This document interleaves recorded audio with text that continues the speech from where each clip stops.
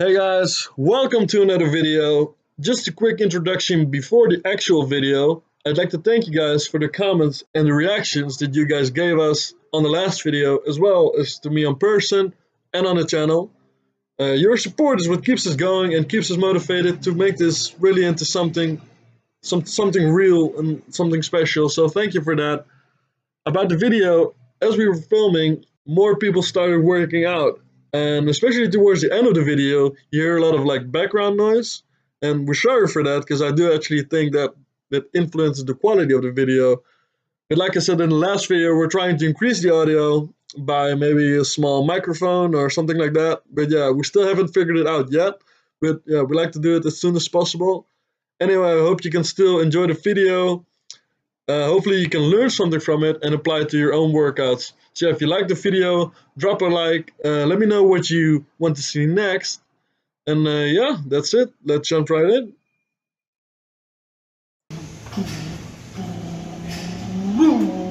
Hello guys, what's up? Thanks for being here, thanks for watching us, and also thanks for the support we got for the back workout. We really appreciate it, so keep it coming. And in order to thank you, we're now going to give you a new video where we're going to walk you through a chest workout. So what we're going to do, we're going to give you 4 really valuable chest exercises that will help you to increase the size on your chest. So let's go! Okay, so welcome to the first chest exercise. We chose this exercise for a variety of reasons. First of all, you can train chest in 2 different ways. And you can do both on this machine. You can train your chest as a press, where you really press forward, and as a fly, where you open up your chest and come back up. And really try to stretch your chest and squeeze the chest on the top. It's also important that you don't have to keep your arm straight like that, because then there comes a lot of tension on here. So it's important that you don't have to do it like that, but it's important that you stretch the chest rather than try to stretch your arms as much as possible. So it will look like this. So stretch your chest and flex it. Stretch and flex. Especially for the press, it's important that you keep your elbows below your shoulders, because then that's optimal for you to make the pressing movement from the chest. A lot of mistakes people make is that they make the movement from the shoulders, especially the guys who start bench pressing a lot of weight in the beginning, get a really weird posture like that, and overdeveloped shoulders and an underdeveloped chest. You can prevent that by doing exercises like this, where you really focus on your posture and how you really perform the chest exercise. So once again, the 2 ways you can do this: as a press,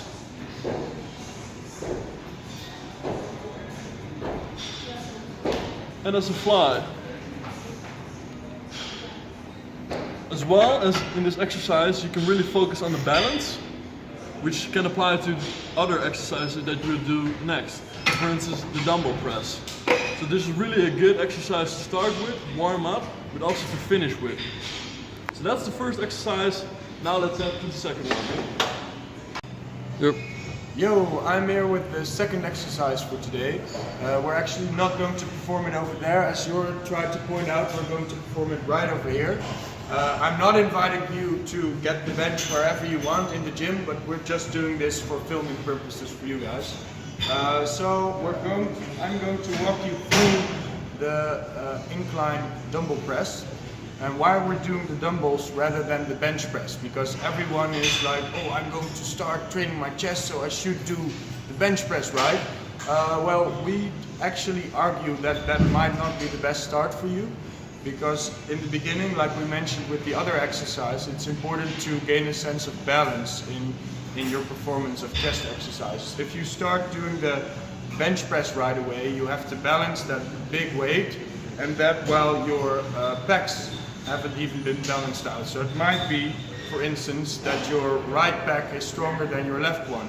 Then if you're performing the bench press, you will start subconsciously pressing harder with your right one than your left one, and as your training progresses, that problem will also progress, as your right pec will increasingly gain more strength, while your left one will gain less strength.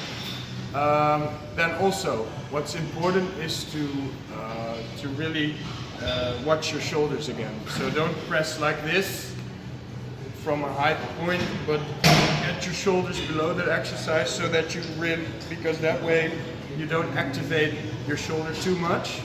So that might sound weird. You're putting your shoulders down to activate them less? Yes, because if you move this up, your shoulder will get more action, and this is a chest exercise. So by getting your shoulders down, your chest will get more action, and that's what we're going for today.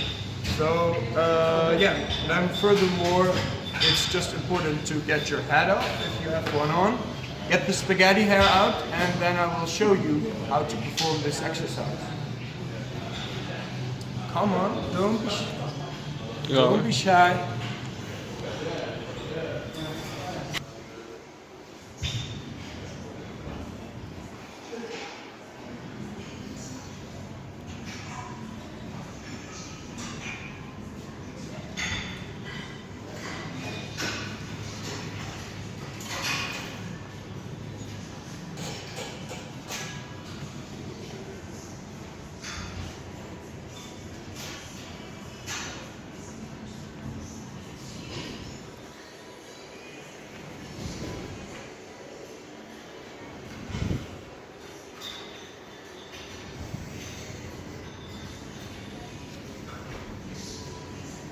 So that was the exercise. As you could see, I put the weights down gently, as you should.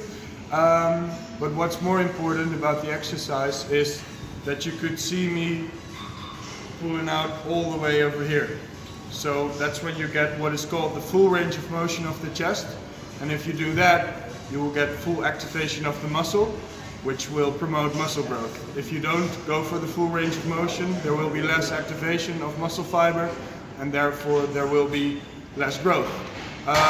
So what you want to do is go all the way back, don't stop here, but also don't go to the extremes, obviously, because then you will start hurting your shoulders. So go back behind your back for a little, but not too far, because then you will just cause disruption to your body, and we don't want that. So that was all I had to say for this exercise.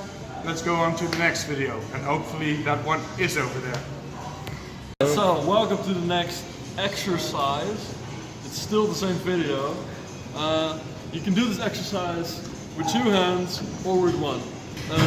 Because you can do this one with one arm, I prefer to do it like that and to make a slight angle, so you can really focus on that flex of primarily the upper chest, and it will eventually look like this.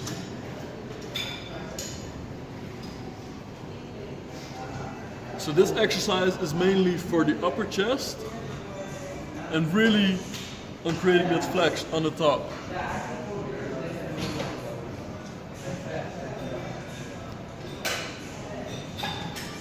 So, pretty simple I would say, but a great exercise that I personally do pretty much every chest training. So yeah, there was the third one. Let's go to the fourth. Yo, I'm also still here with you in this video. I didn't go on to the next because we still have one more exercise to do for you guys. So as you can see, I'm chilling right here, the position most people favor for this exercise. We actually don't, because, well, as we told about the usage of your shoulder, which you actually don't want to do too much in your chest exercise, well, this is basically the example of the way you should be performing an exercise to overuse the shoulder rather than the chest. So watch closely. This is what will happen.